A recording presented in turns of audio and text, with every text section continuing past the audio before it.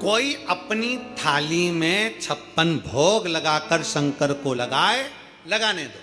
कोई अपनी थाली में हीरा पन्ना लाकर शंकर को चढ़ाने दो। पर आप किसी से कर्जा कर नहीं, किसी का धन लेकर नहीं, किसी का दिल दुखा कर नहीं। शिव पुराण कहती है आपके पास में अगर चंदन है तो चढ़ा दो। चंदन की भी अपनी सामर्थ्यता नहीं हो तो कहीं भस्म मिल जाए राख, वो भस्म भी अगर शंकर को चढ़ाओगे तो चंदन से प्रबल है। भस्म प्रीता है भगवान को, प्रीता। कई लोग कहते हैं भगवान गुरुजी हम शंकर जी को क्या चढ़ाएं? हमने कहा जल चढ़ाओ। तो क्या जल लेने के लिए घर जाना पड़ता है? तो फिर हमारे पास तो वो भी लेने के लिए घर पर से हमारे पास पात्र नहीं, हम क्या करें? हमने कहा शंकर के मंदिर चली जा, 3 बार ताली बजा दे। उसने कहा ताली भी नहीं बजाए तो हमने कहा मुख से बम बम बोल दे, उतना ही बहुत।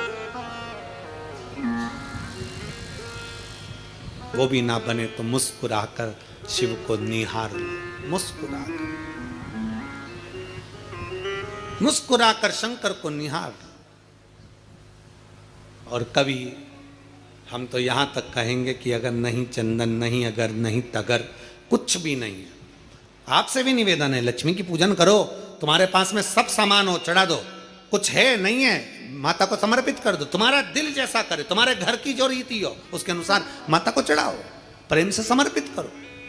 नहीं है तो हाथ जोड़कर झोली पसार कर प्रणाम करो। माँ ये पीले चावल यही लाल पुष्प है, ये पीले चावल यही मेरा सब कुछ है। माँ मैं तुझे समर्पित करती हूँ और विश्वास के साथ कहती हूँ माँ अगर कुबेरेश्वर बाबा आपको मेरे घर में नारायण के साथ भेजे हैं तो मेरा विश्वास है माँ आप मेरे घर में रहना और ऐसी संपदा देना कि आने वाले वर्ष में मैं भी हीरे पन्ने से तेरी पूजन कर सकूं। ऐसी कृपा करना, तू कृपा करना तेरी।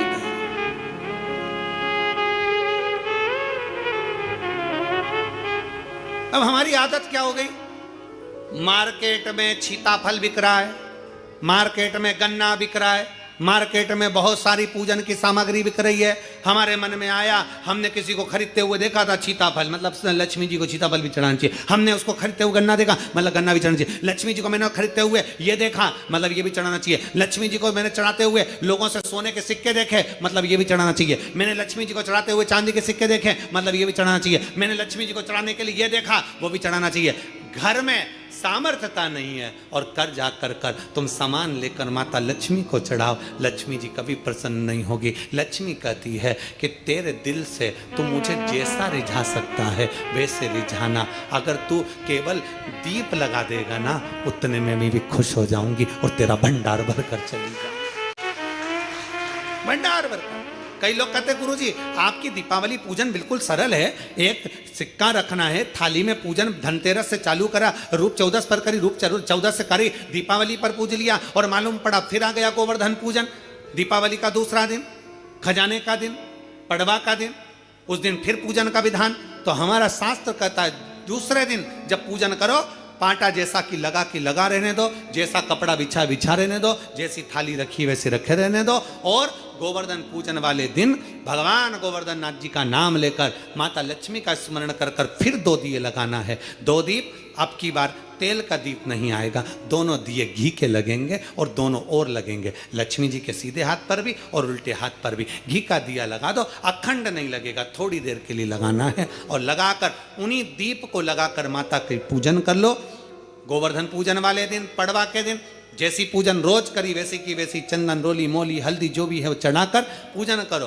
केवल एक कमल गट्टा, एक हल्दी की गठान और एक कमरबिल का टुकड़ा समर्पित कर भाव से प्रेम से भोग लगाकर आरती कर लो। वही 2 दिए से जो रखे हैं उन्हीं 2 दिए से आरती कर लीजिए और माता को प्रार्थना कर अपने घर में रखिए। फिर माता का स्मरण कर झोली पसार कर प्रणाम करो। माँ तू कृपा करने वाली, ये सारी पूजन जितने दिन की कर रहे हो सब शाम के समय करिए, प्रदोष काल में शाम के समय। दीपावली पूजन का मुहूर्त देख लो, रात का हो तो रात का समय देखकर आराम से करो, पर बाकी की जितनी पूजन 4 दिन की सब प्रदोष काल में करो, सब प्रदोष काल। और माँ से प्रार्थना कर माता को नमन कर भाव से निवेदन